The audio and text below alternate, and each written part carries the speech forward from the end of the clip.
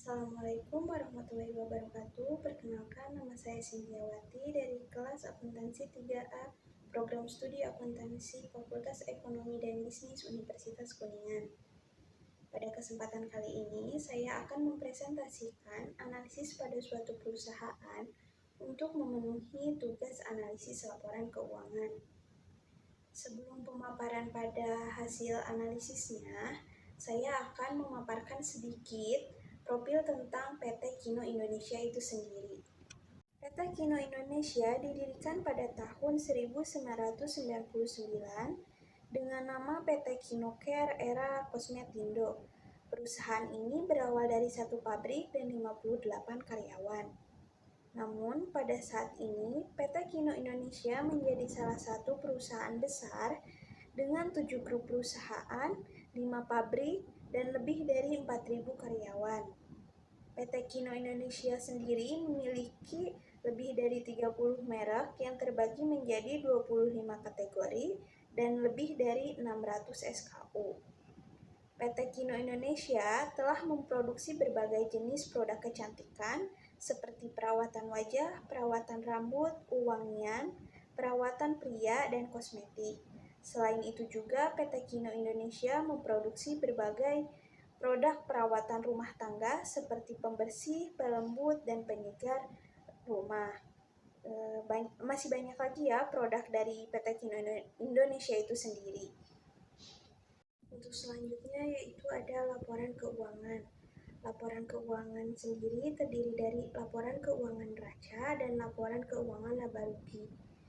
Di sini saya mengambil data selama 5 tahun atau 5 periode dari tahun 2017 sampai 2021. Bisa dilihat ya dari tabelnya bahwa perusahaan setiap tahunnya mengalami peningkatan dari 2017 sampai 2019. Namun pada tahun 2020, perusahaan mengalami penurunan. Penurunan ini berakibat dari pandemi COVID-19. Namun pada tahun 2021, perusahaan mengalami peningkatan kembali. Untuk selanjutnya yaitu analisis perbandingan laporan keuangan. Di dalam analisis perbandingan laporan keuangan ini terdapat dua laporan, yaitu analisis perbandingan neraca dan analisis perbandingan laba rugi. Dalam analisis perbandingan neraca terdiri dari total aset, total liabilitas, total ekuitas, dan total liabilitas dan ekuitas. Untuk perhitungannya sendiri, di sini menggunakan pendekatan pada tahun sebelumnya. Contohnya bisa dilihat pada tabel, yaitu jumlah aset 2018 dikurangi dengan jumlah aset 2017, kemudian dibagi dengan nominal 2017 dan dikali dengan 100%, maka didapatlah hasilnya. Untuk contohnya yaitu di total aset 2018 atas 2017 sebesar 11%, 2019 atas 2018 sebesar 45%, 2020 atas 2019 sebesar 62%, 2021 atas 2020 sebesar 65%. Untuk di total liabilitas sendiri, 2018 atas 2017 sebesar 19%, 2019 atas 2018 sebesar 69%, 2020 atas 2019 sebesar 126%, 2021 atas 2020 sebesar 127%. Untuk di ekuitasnya sendiri, 2018 atas 2017 sebesar 6%, 2019 atas 2018 sebesar 32%, 2020 atas 2019 sebesar 25%, dan 2021 atas 2020 sebesar 30%. Untuk di total liabilitas dan ekuitas, 2018 atas 2017 sebesar 11%, 2019 atas 2018 sebesar 45%, 2020 atas 2019 sebesar 62%, dan 2021 atas 2020 sebesar 65%. Untuk selanjutnya yaitu analisis perbandingan laporan laba rugi. Untuk perhitungannya sama seperti perhitungan pada perbandingan neraca. Hasilnya seperti bisa dilihat ya di tabel. Pada pendapatan 2018 atas 2017 sebesar 14%, 2019 atas 2018 sebesar 48%, 2020 atas 2019 sebesar 27%, 2021 atas 2020 sebesar 26%. Pada laba usaha 2018 atas 2017 sebesar 48%, 2019 atas 2018 sebesar 341%, 2020 atas 2019 sebesar negatif 8%, dan 2021 atas 2020 sebesar 1%. Pada laba bruto 2018 atas 2017 sebesar 24%, 2019 atas 2018 sebesar 65%, 2020 atas 2019 sebesar 45%, dan 2021 atas 2020 sebesar 35%. Pada laba per saham 2018 atas 2017 sebesar 36%, 2019 atas 2018 sebesar 373%, 2020 atas 2019 sebesar 44%, dan 2021 atas 2020 sebesar 4%. Yang selanjutnya ada analisis rasio laporan keuangan.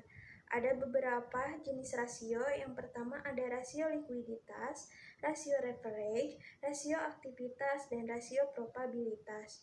Untuk rasio yang pertama yaitu rasio likuiditas terdiri dari beberapa rumus, yaitu current ratio, assets ratio, cash ratio, dan working capital to total asset ratio.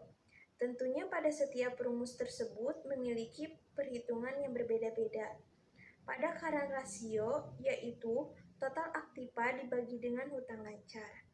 Kemudian, pada assets ratio, total aktiva dikurangi dengan persediaan dibagi dengan hutang lancar. Kemudian pada cash ratio, kas ditambah surat berharga dibagi hutang lancar. Dan yang terakhir, untuk working capital to asset ratio, yaitu aktiva lancar dibagi dengan total aktiva. Untuk rasio yang selanjutnya yaitu rasio leverage. Tentunya rasio ini juga memiliki beberapa rumus. Yang pertama ada total debt to total asset ratio dengan rumus total hutang dibagi dengan total aktiva. Yang kedua ada total debt to equity rasio dengan rumus total hutang dibagi dengan ekuitas. Yang ketiga yaitu long term debt to total equity ratio dengan rumus total hutang jangka panjang dibagi dengan modal sendiri. Ketika dalam laporan keuangan neraca tidak tercantum modal sendiri, maka bisa dicari dengan menjumlahkan akun-akun modal yang ada pada laporan neraca. Kemudian dilihat posisinya, terdapat pada kredit atau terdapat pada debit. Ketika semua terdapat pada debit, maka dijumlahkan, dan ketika ada yang di kredit, maka dikurangi. Dan yang terakhir ada time interest earned ratio dengan rumus EBIT dibagi dengan bunga hutang jangka panjang. EBIT sendiri ini merupakan total nominal laba sebelum pajak. Untuk selanjutnya ada rasio aktivitas yang terdiri dari beberapa rumus juga. Yang pertama ada total aset turnover dengan rumus penjualan dibagi total aktiva. Yang kedua ada receivable dengan rumus penjualan dibagi piutang. Yang ketiga ada average collection inventory dengan rumus piutang dibagi penjualan dikali 360. Yang keempat, ada inventory turnover dengan rumus HPP dibagi persediaan.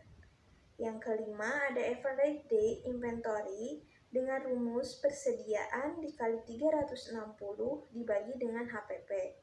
Dan yang terakhir, ada working capital turnover dengan rumus penjualan bersih dibagi aktiva lancar dikurangi dengan hutang lancar.